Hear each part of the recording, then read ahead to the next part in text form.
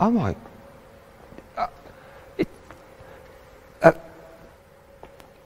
this is a new Lotus Emira. I'm lost for words. All I'm thinking is, how can I get myself one of these? Now that is a good sign when you first see a new car. Anyway, I need to gather my thoughts. Give me a moment. Right, I've got to pull myself together because I need to tell you loads about this car. There's things that will amaze you, things that will surprise you, things that might disappoint you, depending how boring you are. Oh my.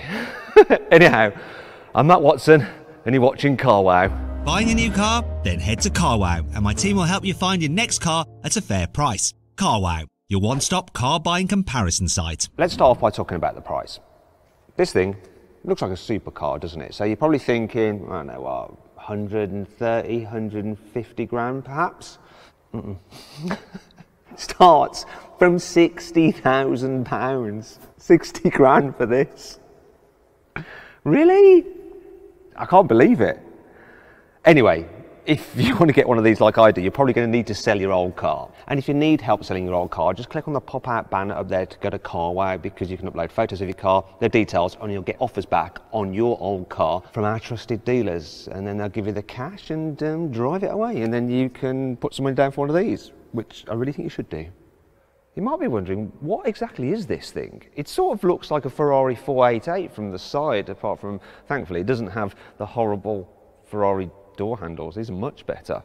Yet this element here is like the Avaya hypercar from Lotus, you know, the £2 million electric thing. Okay, let me try and explain it to you. You see, it's not a replacement for the Elise, which actually came out way back in 1996, nor the Exige, nor the Evora, although those are stopping production. It's just a whole new thing. Lotus is doing a new thing. It's not a replacement for the Esprit either. That will come later. They're trying something new. And I think I like it.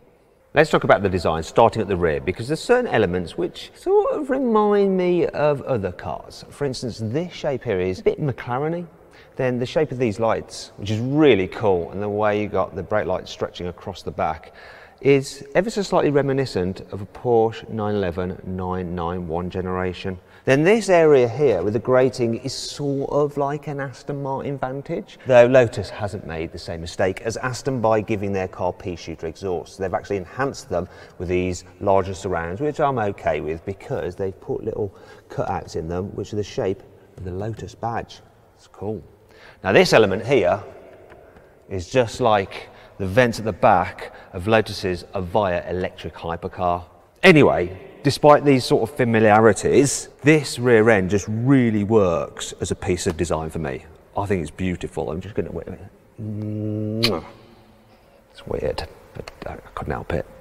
There's more Avaya-iness here at the front, especially these vents here, which feed air up over the car for improved aerodynamics. These LED lights look lovely as well. Oh, it's such a good looking thing.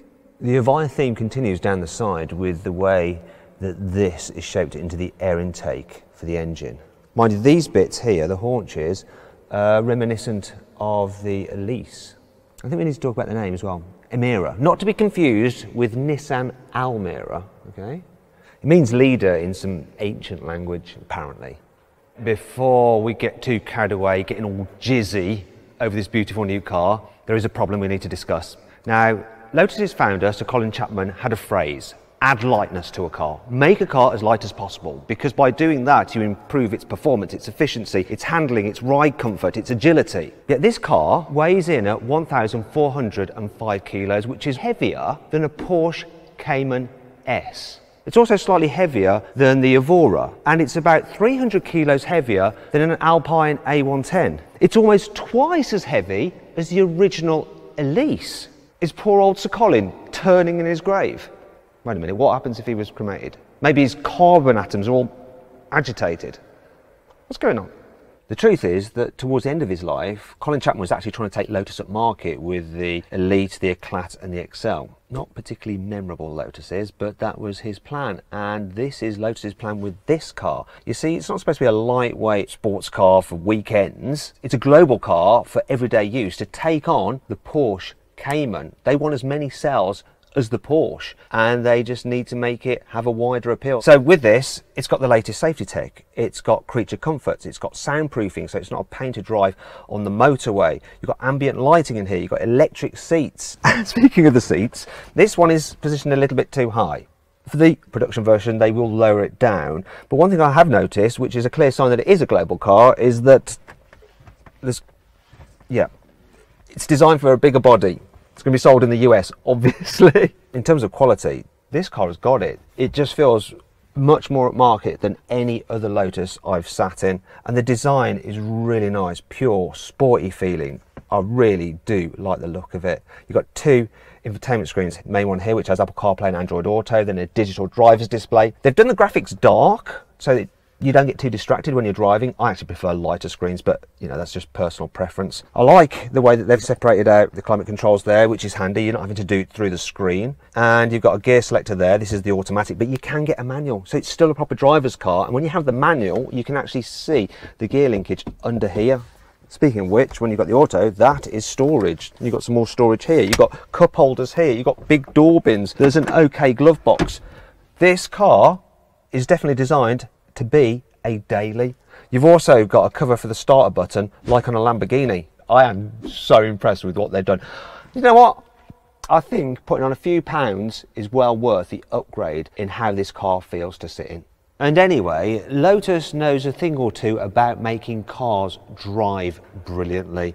And they're not going to cock this up. So it's got a bonded aluminium chassis like the Evora had, though it's all new. Plus, it's got double wishbone suspension all round. Now everyone's going crazy about the new Porsche 911 GT3 having double wishbone suspension at the front rather than McPherson's strut because it's so much better at keeping the tyre contact patch consistent with the ground. This has got that set up. Also, it's got some big wheels, 20 inches as standard. They come with Eagle F1 Goodyear tyres, but you can get a Lotus driver's pack, and then you get Michelin Pilot Sport Cup 2s. That's for the track day fans. It's got some big brakes. Now Lotus are keeping a bit secretive about some of the specs on this car. Maybe they haven't formalised them, or maybe they're just trying to drip feed us with news. Either way, I want to tell you the brake discs diameters. So I've got my tape measure here. What is it? Yeah, they're big. They're big at the front, and they're a bit smaller at the rear. And it appears that they're gripped by 4 piston calipers both back and front. It's impressive.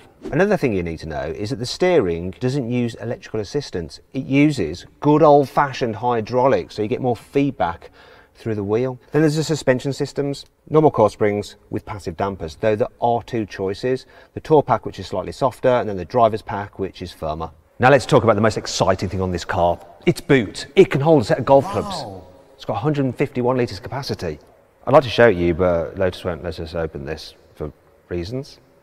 If you need more space, there's 208 litres of extra storage behind the seats. Combined, you've got around 360 litres of space, which is less than you get in the boot and front boot on a Porsche Cayman, but it's more space than you get in the boot and front boot on an Alpine A110. Unlike those two cars, there's no extra storage under the bonnet on the Emira. Anyway, shall I mention the engines? May as well. Are you interested?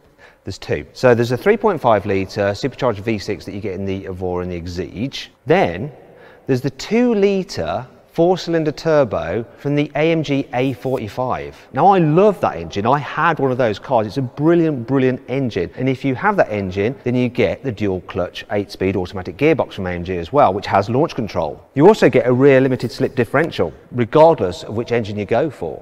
Now, if you want a manual, you have to have the 3.5 litre V6. And if you want an auto with that engine, then it's a torque converter auto. So I will probably go with the AMG engine, to tell you the truth. In terms of power, once again, Lotus are trying to drip feed us information. They're just saying that the engines will have between 360 and 400 horsepower, which puts it in the ballpark with the Porsche Cayman. Obviously mounted amidships, driving the rear wheels, perfect sports car setup. Sports car? Like I said at the beginning, it's more like a supercar. I definitely want one. Supposed to be buying a new house. Not sure which way it's going to go.